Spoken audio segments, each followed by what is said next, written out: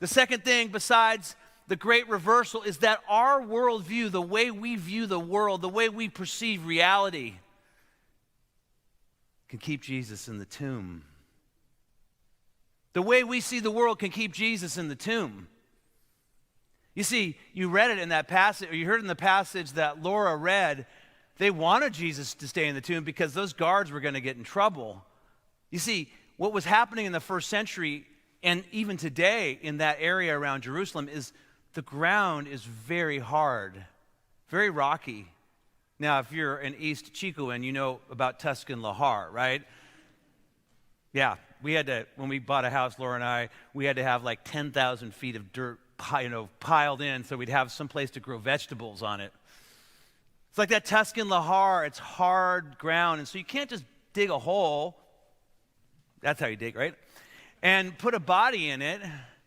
What you do is you embalm the body, and you put it into a cave, and you roll a stone, because there were all kinds of grave robbers in the day. You might steal things off the body because you put beautiful possessions on them, or just the body itself.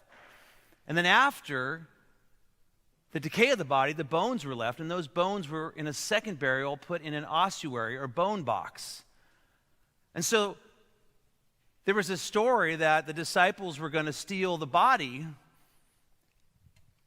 because the body was gone. And then there was this story that was continued, as you heard, his disciples came by night, you must say, and stole the body while you guards were asleep. See, their worldview was going to keep Jesus in the grave, but when he was gone, they had to come up with an alternative explanation. Now, residents of Chico, in 2024, do we not also have worldviews that keep Jesus in the grave? And one of those goes, just like the skeptics proclaimed in the first century, it goes under the title of a scientific naturalist perspective.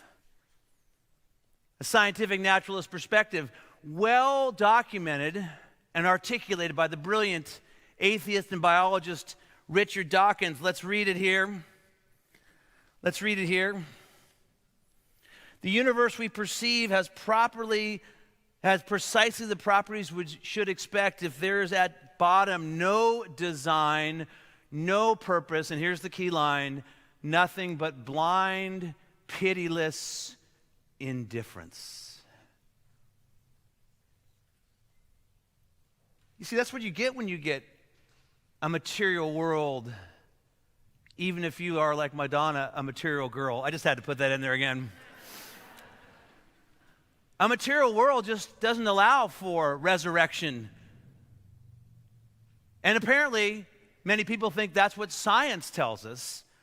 You see, it came to me very pointedly at a conference I was at. It's called Perceptions, Religious and Scientific Communities, put together by the American Association for the Advancement of Science, with leaders from different organizations. We were all together gathered in Washington, D.C., and we were on a panel, about 6 of us, theological, religious leaders. And after we had finished our presentation of why science and faith come together, I got a question. And the questioner said, Dr. Cootsona,